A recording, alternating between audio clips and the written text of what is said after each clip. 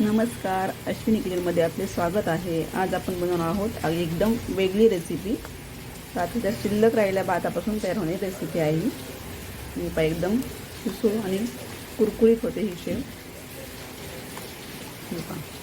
बारीक आणि मोठे ह्या दोन्ही प्रकारच्या शेव केला आहे। तर आता आपण ही रेसिपी पाहूया। 2 वाट्या शिल्लक राहिलेला भात आहे हा, शिळा भात मिक्सरमध्ये टाकून आपण बारीक करून घेणार आहोत।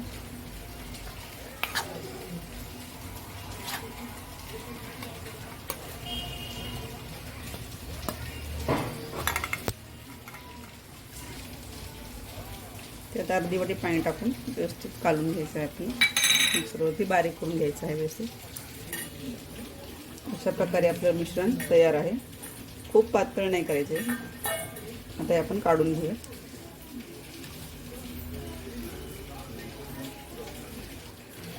आता या बॅटरमध्ये आपल्याला 2 चमचे डाळीचं पीठ टाकून घ्यायचं आहे।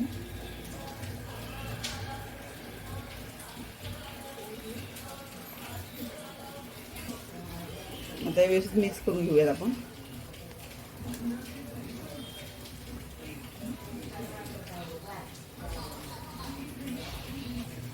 आता आपण यामध्ये हळद थोडीशी, 2 चमचे तिखट आणि मीठ टाकून घेणार आहोत। चवीप्रमाणे मीठ आणि अगदी थोडंसं लिंबू सत्व टाकणार आहे मी। थोडंसं आंबट अशी छान चव लागते या शेवीला। छान व्यवस्थित फेटून घ्यायला थोडंसं आपल्याला त्यात तेल टाकून घ्यायचं। हे छान सगळं व्यवस्थित फेटून घ्यायचं आहे। अशा प्रकारे आपलं मिश्रण तयार आहे।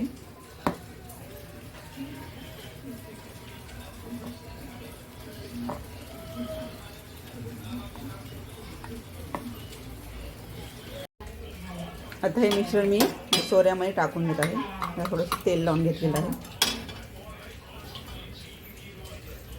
अशा प्रकारे आपल्याला आता जाड अशी शेव करून घ्यायची आहे।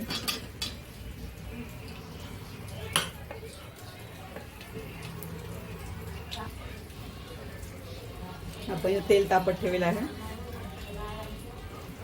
तेल तापलेलं आहे आपले व्यवस्थित। आता आपण शेव पाडून घेऊ।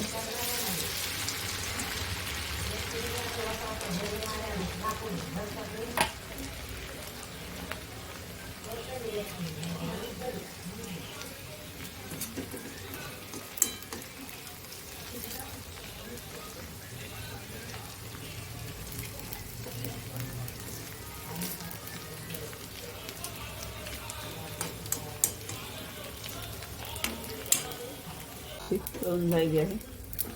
आता आपण हे काढून घेऊया।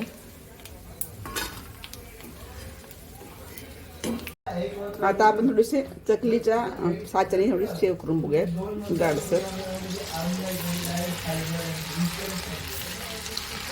अजून थोडी जाड आहे आपण जाड करू शकतो।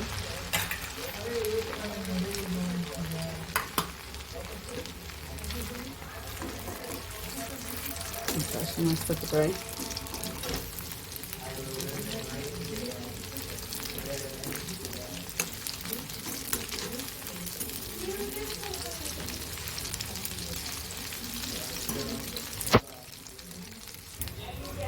हे पहा, ते जाड शेव देखील खूप छान झालेले आहे।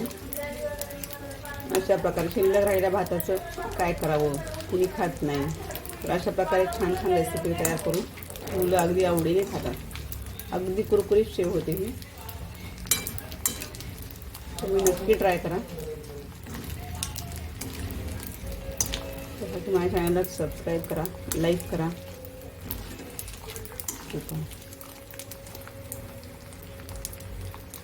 यावर तुम्ही पेरी पेरी मसाला टाकून खाऊ शकता।